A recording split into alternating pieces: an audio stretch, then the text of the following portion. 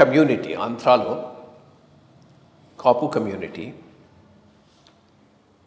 వాళ్ళ దురదృష్టం గత 40-50 సంవత్సరాల్లో సరైన నాయకత్వం లేకపోవటం. దానివలన రాజ్యాధికారం అట్లా దగ్గర దాకా వచ్చి దూరం వెళ్ళిపోతూ ఉన్నది ప్రతి తడవ వాళ్లకు. అదే చాలా డిసప్పాయింట్మెంట్ కమ్యూనిటీలో అయితే బాగా ఉన్నది. మంచి తోట రామస్వామి లాంటి కాంగ్రెస్లో మంచి స్టాల్వర్డ్స్ ఉండే ప్రొడ్యూస్ చేసిన కమ్యూనిటీ. ఆయన చాలా ఇంపార్టెంట్ అప్పట్లో లీడరు 60స్లో. ఆ పైన ఈ కమ్యూనిటీకంటూ ఒక గ్రేట్ లీడర్ ఎవరైనా ఉన్నారంటే రంగా గారే. Vangaveeti Ranga real leader. 2 రకాల లీడర్ ఆయన.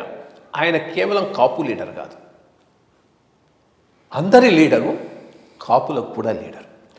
ఏ రోజైనా ఎవరైనా కానీ కాపులను లీడ్ చేయాలి అంటే కాపు లీడర్గానే పోతానంటే కుదరదు. అందరికీ లీడరై కాపులకు కూడా లీడర్ అయినాడే దాని ప్లస్ పాయింట్ ఉంటుంది. సరే, పెక్యూలియర్ సర్కమ్స్టాన్సెస్లో కాంగ్రెస్ ఉన్నంతకాలం ఈ కమ్యూనల్ బ్యాలెన్సింగ్ చాలా ఫైన్గా చేసేవాడు. రెడ్డి, కమ్మ, కాపు ఒకళ్ళకొకళ్ళు. అది అట్లా అయిపోయి తెలుగుదేశం బాగా ఉధృతంగా రావటంతో కాపులు తెలుగుదేశంకి అనుకూలంగా ముందు వచ్చేశారు. కానీ బలమైన కాపు నాయకుడు ఎవరు తెలుగుదేశంలో ఎదగలేదు, ఎదగనివ్వలేదు. ఎవరైనా ఎదిగితే వాళ్ళు బయటికి వెళ్ళిపోయినారు. ఆ వెళ్ళిపోయిన ఒకళ్ళలో ముద్రగడ పద్మనాభం.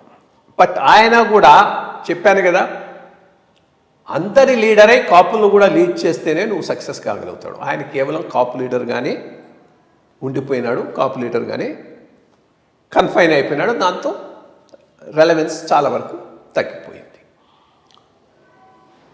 వితిన్ తెలుగుదేశం మొదటి నుంచి వాళ్ళకి తెలుసు, కాపుల్లో గట్టి లీడర్ కనుక ఎదిగితే మన హోల్డ్ తగ్గుతుంది. బికాస్ పాపులేషన్ వైజ్ వాళ్ళు మోరు. అందుకని కావాలనే లైట్ వెయిట్స్ని తీసుకొని ప్రాపప్ చేస్తూ ఎన్టీ రామారావు గారి టైం నుంచి అదే జరిగింది. సో దాంతో లీడర్షిప్ వ్యాక్యూమ్ అయితే తప్పకుండా ఉన్నది.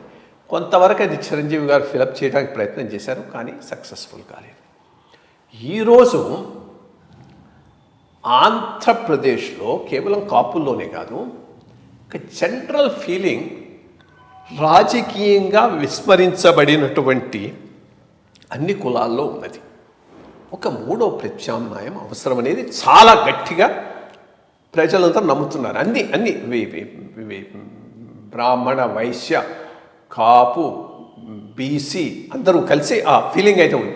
ఎవరైనా దానికి లీడర్షిప్ తీసుకొని ముందుకు తీసుకుపోగలిగితే తప్పకుండా ప్రజల్లో చాలా ఆదరం ఉంటుంది. దాంట్లో ఏమీ డౌట్ లేదు. ఆ రకంగా వస్తాడు అనుకున్న నాయకుడే పవన్ కళ్యాణ్ గారు మొదటి నుంచి. అందుకనే ఆయనకు అంత పొలిటికల్ స్పేస్ వచ్చింది. ఆయన అది మర్చిపోతున్నాడు. ఆయనకు పొలిటికల్ స్పేస్ రావడానికి కారణం ఏంటంటే ఆయన 3వ ప్రత్యామ్నాయం కింద ప్రజలు భావించారు కాబట్టి ఆయనకు పొలిటికల్ స్పేస్ వచ్చింది. లేకపోతే ఈ స్పేస్ ఆయనకు వచ్చి ఉండేది కాదు. బీజేపీ యొక్క అభిష్టం కూడా అదే. ఈ 2 కుల కుటుంబ వారసత్వ పార్టీలకు భిన్నంగా 3వ ఆల్టర్నేటివ్ రావాలి అని.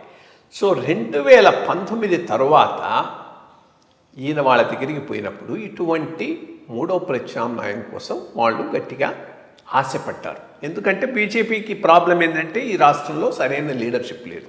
సో ఈయన కాస్త ప్రజాబాహుళ్యంలో తెలిసినవాడు, popular cinema hero, and also a man with some ideas, commitment ఉన్నవాడు. సో ఈయనను కలుపుకొని పోతే మనకు మంచిగా ఉంటుందని అక్కడ కొంత ఆయన అటు ఇటుగా ప్లే చేశాడని ఇప్పుడు అనిపిస్తున్నది. ఎందుకంటే బీజేపీతో ఉన్నానంటూనే తెలుగుదేశంతో పెట్టుకొని బీజేపీ వాళ్ళ మీటింగులకు పోకుండా వాళ్ళైతే చాలా పేషెంట్గా వెయిట్ చేశారు. నేను వస్తే ఈయనకు దీంట్లో పోతామని వాళ్ళకు 3వ ఆల్టర్నేటివ్ మీద చాలా నమ్మకం ఉంది. అందుకోసమే ఆ 3వ ఆల్టర్నేటివ్కి ఈయన లీడర్ అవుతాడనే ప్రజలు ఈయనను ఇంత స్పేస్ ఇచ్చారు. ఎప్పుడైతే ఈయన తనంత తానుగా పోయి తెలుగుదేశంతో పొత్తు పెట్టుకున్నాడో ఇక 3వ ఆల్టర్నేటివ్ ఛాన్స్ లేకుండా పోయింది. ఆ రోజే చాలామందికి పొలిటికల్గా ఈయనకి ఇచ్చిన స్పేసు తగ్గిపోతూ వచ్చింది. ఆ తగ్గిపోయిన దానికి పరాకాష్ట ఇప్పుడు ఇంత తక్కువ రావడం. ఇప్పుడు అదే వైఎస్ఆర్సీపీ తెలుగుదేశం వచ్చేటైతే ఇంక ఇన్నికేయాల్సిన అవసరమే ఉంది. ఆ ఫీలింగ్ అయితే ప్రజల్లో బాగా వస్తుంది. సో అది ఒక రకంగా ఆయన ఈ మూడో ప్రత్యామ్నాయం ఈరోజు ఎదగకుండా పోవటానికి ప్రధానమైన కారణం పవన్ కళ్యాణ్ గారు అయినారు. సరే, ఆయన ఏమైనా చెప్పొచ్చు దీనివల్ల ఫండ్స్ ఇష్యూ, కానీ funds is not the main thing. లేకపోతే మేబీ కొంత బీజేపీ ఫండింగ్ చేస్తుండేది కూడా. మూడో ప్రత్యామ్నాయానికి రెడీగా ముందుకు తీసుకోవటానికి రెడీ అయితే పార్టీని కూడా సంస్థాగతంగా బలోపేతం చేసుకోలేదు. సో అదొక మైనస్ పాయింట్. ఏ రోజైనా కానీ జనసేన కన్నా బీజేపీ సంస్థాగతంగా చాలా బలంగా ఉన్నది ఆంధ్రప్రదేశ్లో. అట్లీస్ట్ వాళ్ళకు booth level committees, mandal level committees, district level committees, reviews, ప్రజా ఇష్యూస్ మీద అట్లా వాళ్ళు స్పందించడం ఇవన్నీ ఉన్నాయి. సో ఎవరు రాజకీయాలలో ఆ స్పేస్ను సరైన టైంలో సరిగ్గా ఆక్యుపై చేసుకోకపోతే రిలవెంట్ కారు. అది ఆయన గుర్తుపెట్టుకోవాలి. లెటెస్ట్ ఈ 3 ఎన్నికలను పరిశీలిద్దాం. 2014లో మేబీ బీజేపీ ఇన్ఫ్లుయెన్స్ వల్లనో ఏమైతే కానీ ఎలక్షన్లో పోటీ చేయకుండా తెలుగుదేశానికి అనుకూలంగా ఆయన ప్రచారం చేశాడు. దానివల్ల ఆయనకు వచ్చిన ఫలితం ఏమీ లేదు. 2019కి వచ్చేటప్పటికి 2019లో గనక ఈయన స్ట్రాంగ్ యాంటీ టీడీపీ స్టాండ్ తీసుకొని ఉంటే యాక్చువల్గా ఈయన కొన్ని సీట్లు వచ్చి ఉండేవి. యాంటీ ఎస్టాబ్లిష్మెంట్ ఓటు చీలు ఉండేది. చీలు ఉంటే తెలుగుదేశానికి బెనిఫిట్ అయి ఉండేది. బట్ అది చేయకుండా ఎప్పుడైతే ఈయన తెలుగుదేశంతో అలైన్ అయిపోయినాడో యాంటీ ఎస్టాబ్లిష్మెంట్ ఓటు అంతా వైఎస్ఆర్సీపీకి కన్సాలిడేట్ అయ్యి వాళ్ళే ఇమాజిన్ చేయనంత పెద్ద విక్టరీ వాళ్ళకి ఇచ్చింది.